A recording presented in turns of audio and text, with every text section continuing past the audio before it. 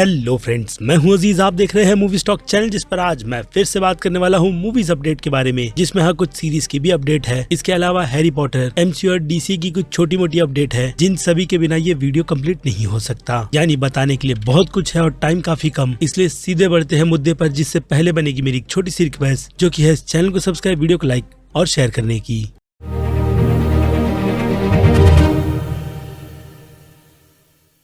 So friends, तो बात करें सबसे पहले अपडेट की, तो ये ब्रेकिंग न्यूज अब टॉल्किन कह लो या फिर मिडल अर्थ यानी कि लॉर्ड ऑफ द रिंग्स के यूनिवर्स से जुड़ी हुई है। जो अगर आपको अब भी समझ नहीं आ रही तो बता दूं कि वार्नर ब्रदर्स और न्यू लाइन सिनेमा मिलकर फिर से लॉर्ड ऑफ द रिंग्स के यूनिवर्स की फिल्म बना रहे हैं। जी हाँ, फिल्म्स जो एक से ज्यादा है या नहीं, फिलहाल तो उसकी कंफर्मेशन नहीं की गई, लेकिन रूमर इस बार भी 3 फिल्मों के ही लग रहे हैं, जिसमें अगर ध्यान से देखा जाए तो वार्नर ब्रदर्स के बॉस माइकल डी लूना और पैमला एडीबी ने ये डील फिल्म के हिसाब से साइन की है, जिसका कोई भी लेने देना उनकी कंफर्मेशन के अकॉर्डिंग पीटर जैक्सन के यूनिवर्स से नहीं रहेगा। यानी पीटर जैक्सन ने जो कुछ भी हॉबिट से लेकर लॉर्ड ऑफ द रिंग्स की फिल्म के यूनिवर्स में किया है, उसे वो बिल्कुल भी ना छेड़ते हुए शायद से कुछ अलग ही कहानी प्रेजेंट करेंगे इस मिडल अर्थ के यूनिवर्स में, जिस पर पहले भी कई सारे वियर्ड आइडियाज वो लोग मिडल अर्थ मोशन स्टूडियो को सुना चुके हैं, जिसके under Lord of the rings के पूरे यूनिवर्स के राइट्स आते हैं। बेसिकली ये टॉल्किन्स का बनाया गया पूरा का पूरा कॉपीराइट का यूनिवर्स है, जहाँ से शो बनने हैं या फिर फिल्म, वो सारी की सारी चीजें पास की जाती है, वो भी डील कर।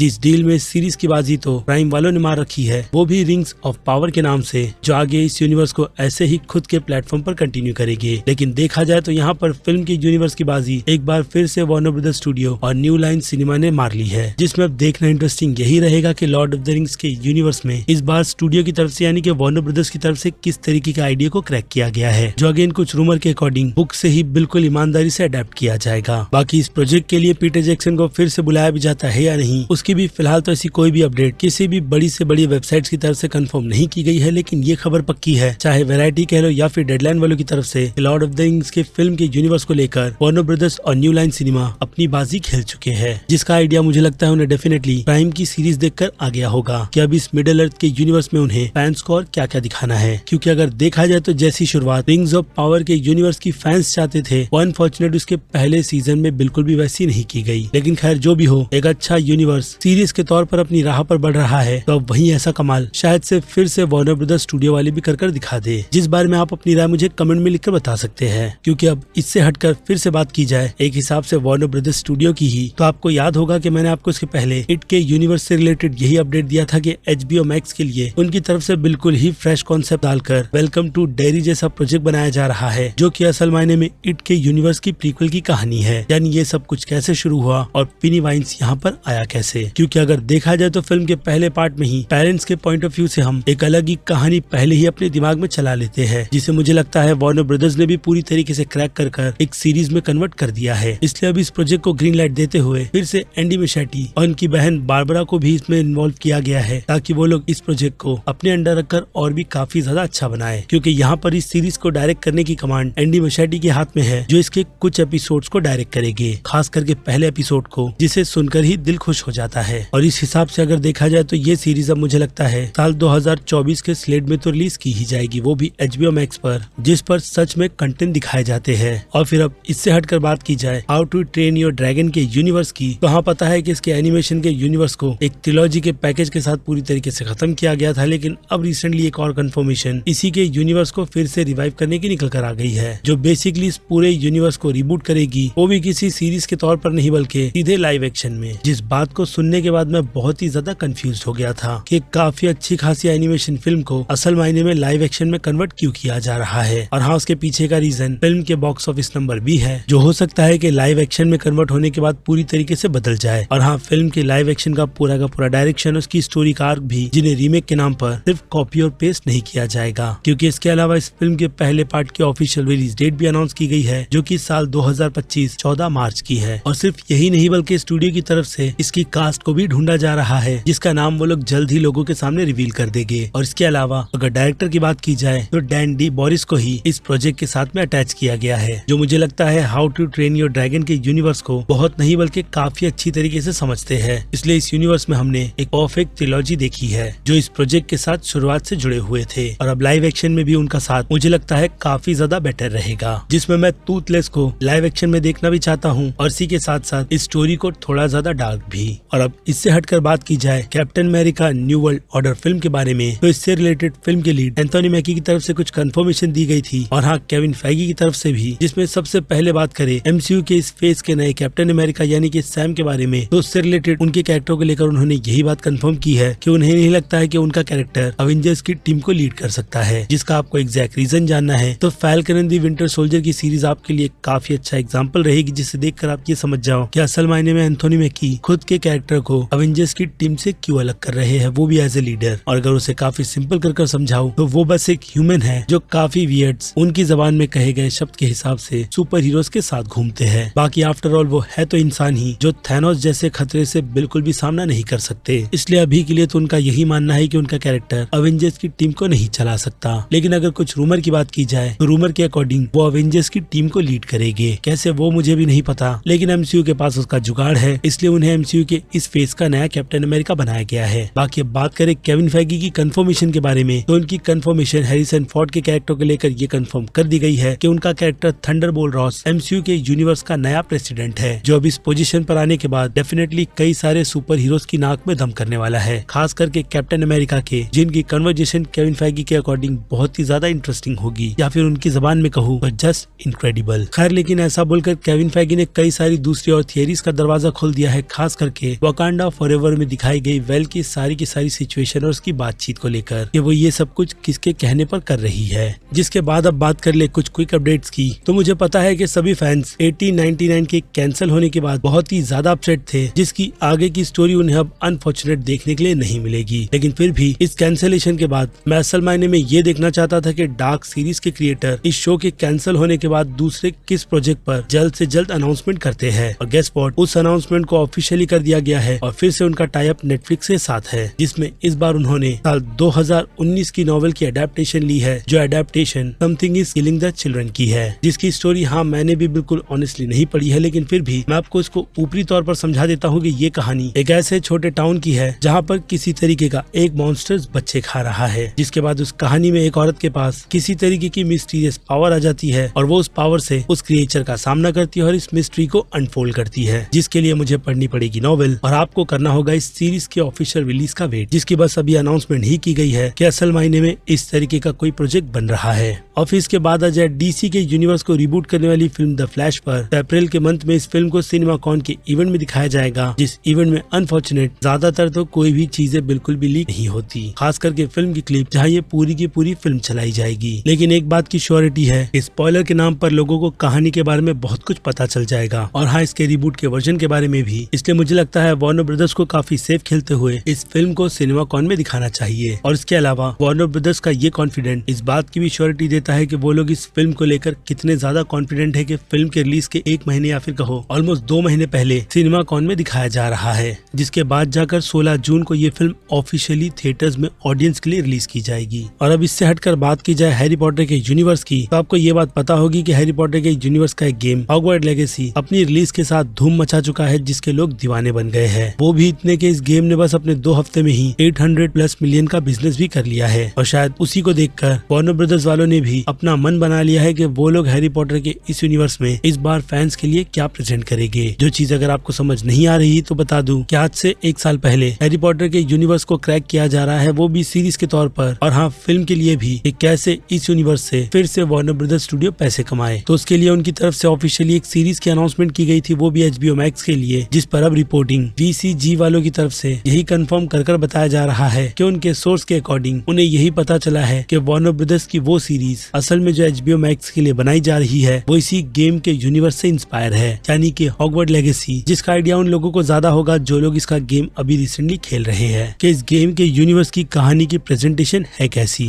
और फिर आखिर में बात करें कुछ छोटे मोटे और अपडेट की, तो जॉन विक के चैप्टर 4 को ऑलमोस्ट 3 घंटे का कंफर्म किया गया है, जिसके लिए पर्सनली मैं काफी ज्यादा एक्साइटेड हूँ। इसके अलावा पता नहीं वेल्मा का सीजन 2 क्यों बनाया जा रहा है, जो मुझे पीस ऑफ शिट लगता है। और फिर आपको याद होगी कि ग्रैड बटलर की एक प्लेन नाम की फिल्म आई आई थी, जिसके बॉक्स ऑफिस कलेक्शन फिल्म को हिट बनाने में पूरी तरीके से कामयाब हुए हैं। और हाँ, फिल्म भी टाइम पास के हिसाब से ठीक है। तो अब इसके सीक्वल पर भी काम चल रहा है, जिसका गेस व्हाट नाम प्लेन नहीं बल्कि इस बार शिप रखा गया है, जिसके टाइटल से ही हम गेस कर लेते हैं कि इस बार कहानी कहां पर फोकस करेगी। और फिर बात करें एमा कॉरिन की, तो रिसेंटली उनके करियर को लेकर कुछ अच्छी चीजें ही की जा रही है, क्योंकि जहां उन्हें कास्ट रॉबर्ट एडगर की नॉस्फेराटू फिल्म में किया गया है, तो वहीं उनकी एक और कास्टिंग डेडपूल 3 फिल्म में भी एज ए विलन की गई है। लेकिन हाँ, बता दूं, रोल डेंजर के कैरेक्टर का नहीं है, बट विलन है, ये बात कंफर्म है। इसके अलावा जोकर 2 फिल्म का फर्स्ट लुक भी ऑफिशियली रिलीज किया गया है, जिसे बताने में मैं थोड़ा सा लेट हूँ। और फिर इसके बात करें सेक्स एजुकेशन की सीजन 4 की एक और नई की गई कास्टिंग की कंफर्मेशन के बारे में, तो जूडी टर्नर स्मिथ नाम के एक्ट्रेस को इस सीरीज में कास्ट किया गया है। तो वहीं इसी शो से रिलेटेड एक बुरी खबर ये भी निकल कर आई है कि एमा मैकी हमें इस सीरीज के सीजन 5 में नजर नहीं आएगी, जो कि हाँ, अभी बहुत ही ज्यादा टाइम है, लेकिन अभी से ही कंफर्म करना इसी बात का हिंट दे देती है कि सीजन 4 में कुछ न कुछ उनके कैरेक्टर से रिलेटेड होने वाला है, जिसके चलते वो सीजन 5 में रिटर्न नहीं आएगी। खैर, तो ये थी सारी की सारी मूवीज और सीरीज से रिलेटेड अपडेट जिस बारे में बनती है। आपकी राय जो आप मुझे कमेंट में लिखकर बता सकते हो, क्योंकि अब वक्त है इस वीडियो को यहीं पर खत्म करने का। बाकी मैं हूँ अजीज, आप देख रहे थे मूवी स्टॉक चैनल, जिसे अगर आपने अभी तक सब्सक्राइब नहीं किया है तो सब्सक्राइब कर लीजिए और बगल में बने हुए इस बेल आइकन के साथ साथ नोटिफिकेशन को भी ऑल पर क्लिक कर दीजिएगा। बाकी अब मैं मिलता हूँ जल्दी आपसे दूसरी किसी वीडियो में किसी और फिल्म या फिर किसी और सीरीज के टॉपिक पर बात करते हुए। तब तक के लिए आप मेरे चैनल के बाकी दूसरे वीडियोस को भी एंजॉय कीजिए। Till then,